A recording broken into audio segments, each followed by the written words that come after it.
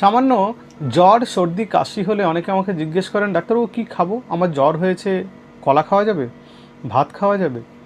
আমি বলি, আপনার যখন শরীর খারাপ হয়, অ্যাকিউট যে ইলনেসগুলো হয়, জ্বর সর্দি কাশি, পেট খারাপ, তাতে আপনার ইউজুয়াল ডায়েটটা রাখার চেষ্টা করুন। ডেফিনেটলি পেট খারাপ হলে কিছু কিছু জিনিস আমি খেতে না করি, সেগুলো আমার ভিডিওতে আপনারা দেখেছেন। কিন্তু ইউজুয়াল ডায়েটটা বজায় রাখাটা খুব ইম্পর্ট্যান্ট। আপনি যদি ডায়েট চেঞ্জ করেন তাহলে বডি রিয়্যাক্ট করতে পারে, আপনার ডাইজেস্টিভ সিস্টেম রিয়্যাক্ট করতে পারে। আপনি রেগুলার যে খাবারগুলো খান সেগুলোই খেতে থাকুন। নিশ্চয়ই আপনার যখন শরীর খারাপ হবে আপনি খাবারের পরিমাণটা বাড়িয়ে দেবেন না, আপনি উল্টে কিছুটা খাবার কম খাবেন এবং পরিমাণে কমিয়ে দিয়ে আপনি খিদে পেলে বারে বারে খান, তাতে কোনো অসুবিধা নেই। কিন্তু আপনার রোজের খাবারটা পরিবর্তন করবেন না। নিশ্চয়ই ঠান্ডা লাগলে কলা খাওয়া যায়, নিশ্চয়ই জ্বর হলে ভাত খাওয়া যায়, এই ব্যাপারে কোনো দ্বিমত নেই।